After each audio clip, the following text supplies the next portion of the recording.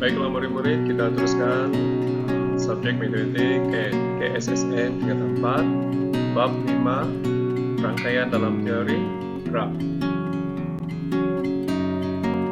Baiklah murid-murid, SP kali ini mewakilkan maklumat dalam bentuk rangkaian. Oke, persoalan di sini, bagaimanakah Anda mewakilkan maklumat dalam bentuk rangkaian? Rangkaian merupakan satu bentuk graf yang unik, boleh digunakan untuk mewakilkan maklumat yang bertindih atau bersilang.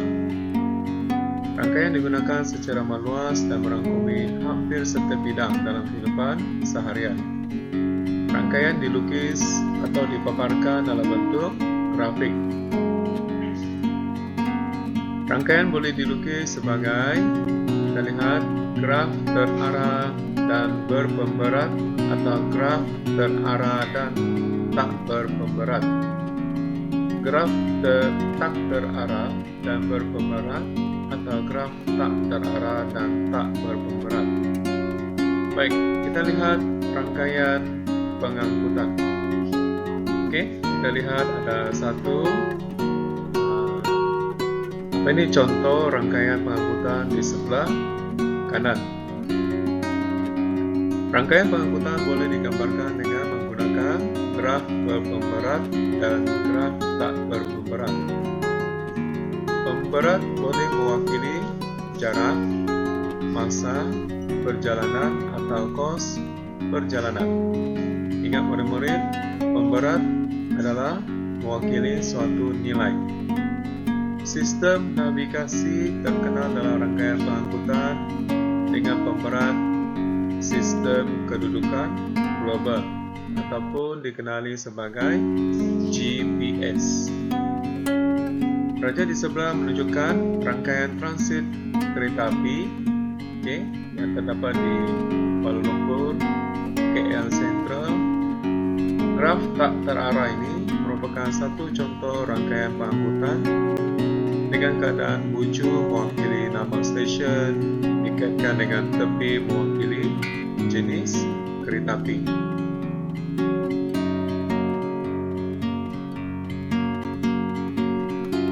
Contoh 14. In Ji Hoon bersama keluarganya bercadang untuk melawan tempat bersejarah di Melaka.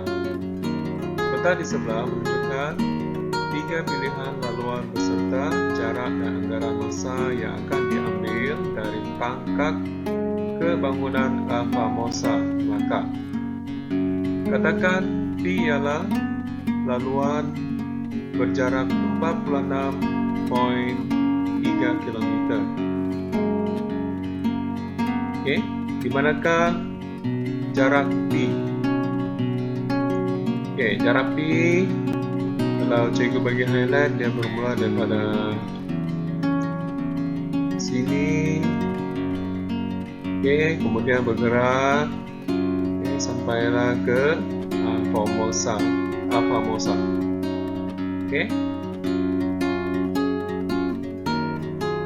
Q ialah laluan berjarak 50.2 km. Di manakah laluan Q? Katakan Q daripada Tangkak. Dia akan melalui laluan sini, dan sampai ke Famosa. R ialah laluan berjarak 53.3. Di manakah laluan R? Laluan R ialah daripada Tangkak. Dia bergerak. Dia masuk ke tepi sini, pusing. Kemudian dia akan bergerak ke sampailah ke Famosa. Pada pandangan Anda, mengapakah laluan P mengambil jangka masa yang lebih panjang berbanding laluan lain walaupun jarak laluan pilihan P adalah yang terpendek? Kalau kita lihat, P ialah laluan berjarak 46.3 km berbanding yang lain 50.3 53.2 dan 53.3 km. Jadi apa dia punya penyelesaian? Oke, laluan P mengambil jangka masa yang panjang, mungkin karena laluan tersebut melalui kawasan bandar yang sesak. Dan sebab yang kedua ialah bilangan pengguna jalan raya yang lebih banyak berbanding di laluan yang lain. Baiklah murid-murid, seterusnya kita lihat rangkaian sosial. Rangkaian sosial merupakan salah satu rangkaian yang semakin populer terutamanya sekali di kalangan remaja dan juga orang dewasa yang bekerja.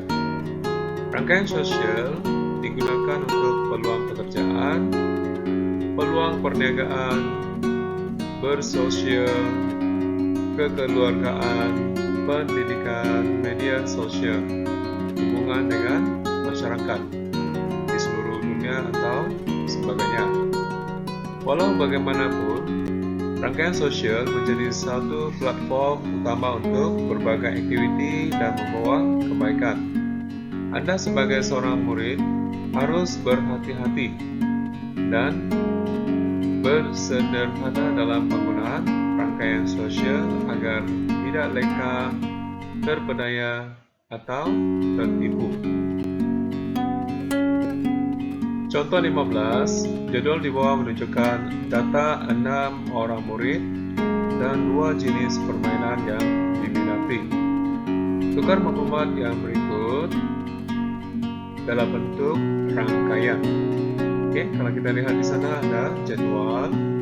Dalam jadwal itu ada senarai nama murid dan jenis-jenis permainan. Baik, jadi kita coba selesaikan jadwal ini dan kita tukarkan dalam bentuk rangkaian. Jadi katakan bucu ialah jenis permainan dan tepi mewakili nama murid. Oke, kita lihat yang pertama. Badminton. Jadi siapa yang bermain badminton? Ekman dan Maria.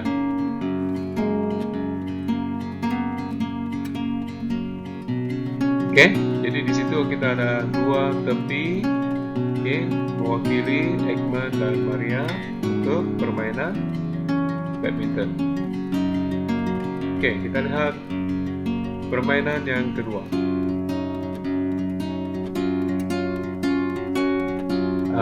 Catur. Siapa yang bermain catur? Rajan. Selain daripada Rajan, Ekman. Oke, selain daripada Ekman, Aina. Jadi catur nih, diwakili oleh Ekman, Rajan, dan Aina.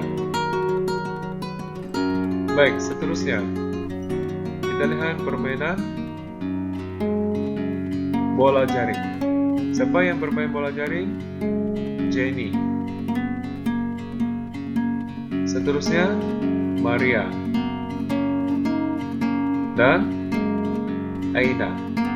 Oke, jadi perlu diingat Aina dan Maria masing-masing juga bermain catur. Jadi kita kaitkan dengan Aina dengan catur, Maria dengan badminton. Oke, kita lihat seterusnya. Bola sepak, Azwan. Selain pada Azwan yang bermain bola sepak, Rajan. Jadi kita kaitkan bola sepak ini Azwan dan Rajan. Tapi perlu diingat, Rajan juga bermain catur. Jadi dia sambung ataupun mengaitkan dengan bucu catur.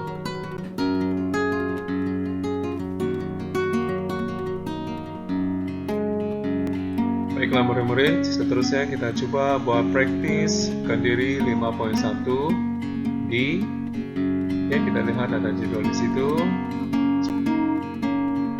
1, 2 dan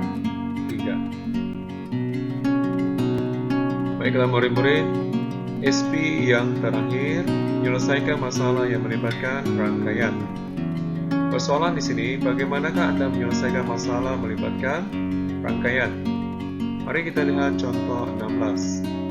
Jadwal di bawah menunjukkan pilihan pengangkutan awam, anggaran masa perjalanan, dan anggaran kos dari Johor Bahru ke Kota Bahru.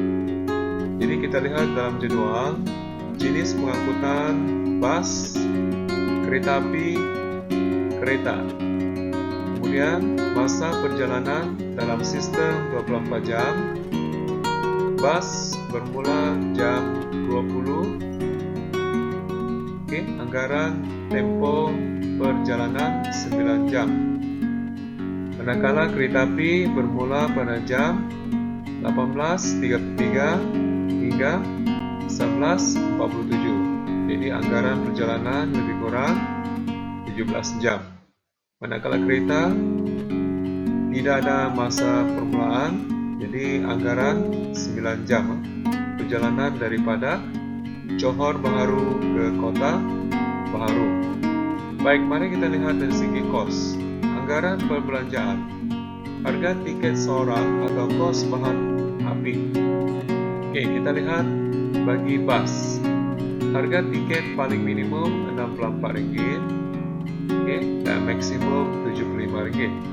Manakala bagi kereta api, ada kemudahan tempat tidur. Kategori kanak-kanak, harga paling minimum Rp32, maksimum Rp38. Dewasa Rp49, maksimum Rp55. Bagi kereta api tanpa kemudahan tempat tidur, kanak-kanak Rp26, dewasa Rp43. Bagi kereta pula, anggaran kos minyak Rp120. Baik, berdasarkan jadwal di atas, tentukan jenis pengangkutan yang harus dipilih dalam situasi yang diberikan di bawah. Berikan justifikasi Anda ataupun alasan Anda. Kita lihat soalan A. Perjalanan yang melibatkan seorang dewasa tanpa kekangan masa. Baik, tanpa kekangan masa, jadi pengangkutan yang paling sesuai adalah kereta api dengan kemudahan tempat tidur adalah pilihan terbaik, karena kos perjalanan hanya beza Rp5 berbanding dengan kereta api tanpa kemudahan tempat tidur. Jadi pilihan ini juga lebih murah daripada perbelanjaan dengan memandu kereta, yaitu Rp120. Baik.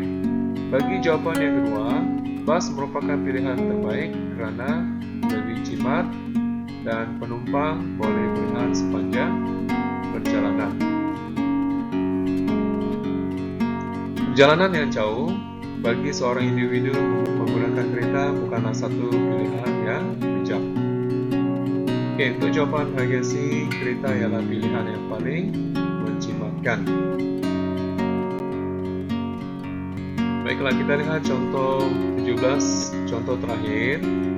Peta di atas menunjukkan laluan penerbangan domestik oleh semua syarikat penerbangan swasta di Malaysia.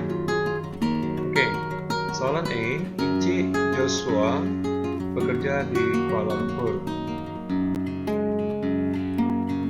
Ini adalah merupakan latihan yang terakhir dalam bab 5. Jadi murid-murid bolehlah buat praktis kendiri 5.1 ya.